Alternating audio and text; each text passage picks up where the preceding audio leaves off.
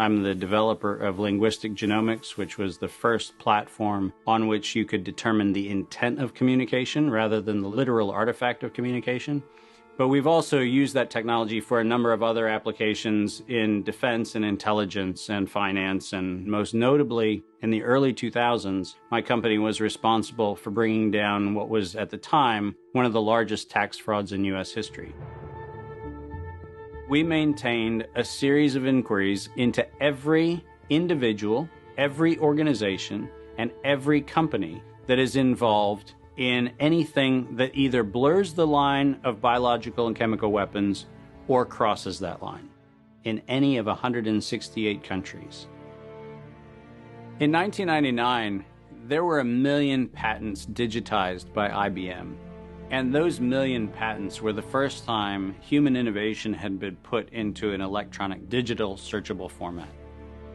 We took that information and we did a very simple exercise using our linguistic genomics technology, where I made the horrific assessment that approximately 1/3 of all patents filed in the United States were functional forgeries, meaning that while they had linguistic variations, they actually covered the same subject matter.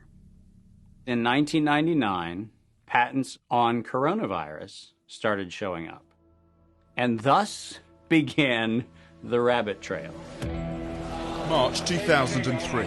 Panic grips Hong Kong as a deadly new virus sweeps through the city. In 2003, the Center for Disease Control saw the possibility of a gold strike, and that was the coronavirus outbreak that happened in Asia. They saw that a virus they knew could be easily manipulated was something that was very valuable, and in 2003 they sought to patent it. And they made sure that they controlled the proprietary rights to the disease, to the virus, and to its detection, and all of the measurement of it.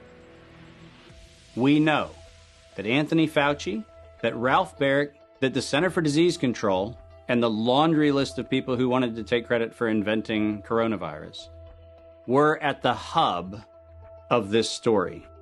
From 2003 to 2018, they controlled 100% of the cash flow that built the empire around the industrial complex of coronavirus. The World Health Organization has officially named the novel coronavirus the novel coronavirus outbreak. The World Health Organization has declared an international public health emergency. While we know that the coronavirus manipulation started with Dr. Ralph Baric in 1999. The major characteristics of SARS, MERS, and SARS coronavirus 2, it's a good way for you... Ralph Baric is the researcher at the University of North Carolina, Chapel Hill, who's famous for his chimeric coronavirus research. In 2002, there was a recognition that the coronavirus was seen as an exploitable mechanism for both good and ill.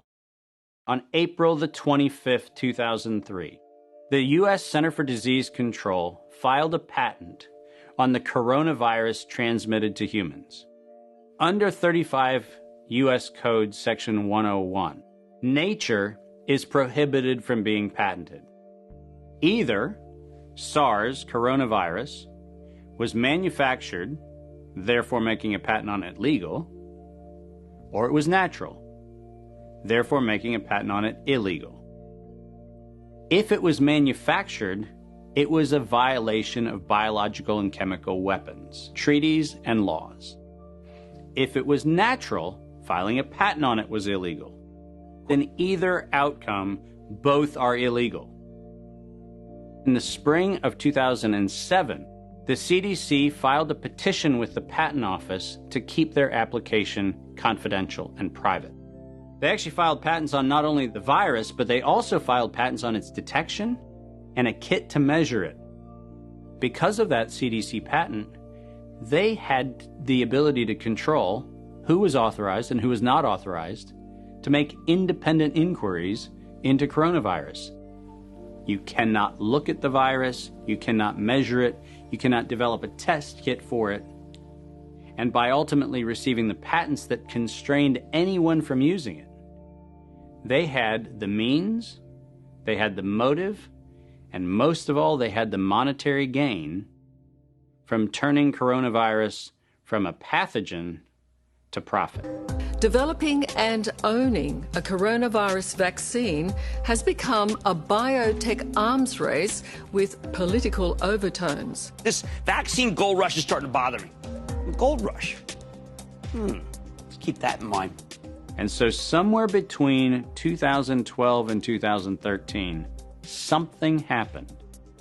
The federal funding for research that was feeding into places like Harvard, Emory, University of North Carolina, Chapel Hill, that funding suddenly became impaired by something that happened at the NIH, where the NIH got this little tiny moment of clarity and said, I think something we're doing is wrong.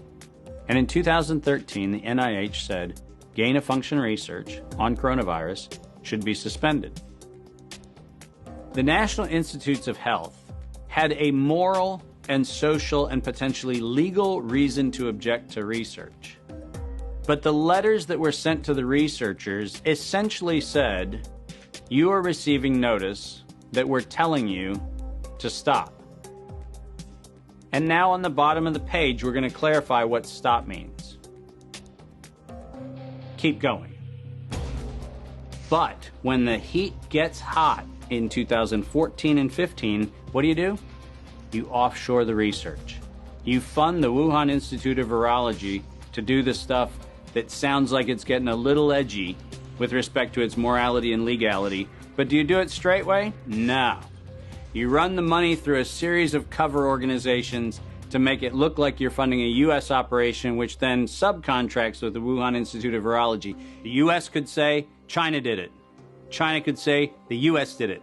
And the cool thing is, both of them are almost telling the truth.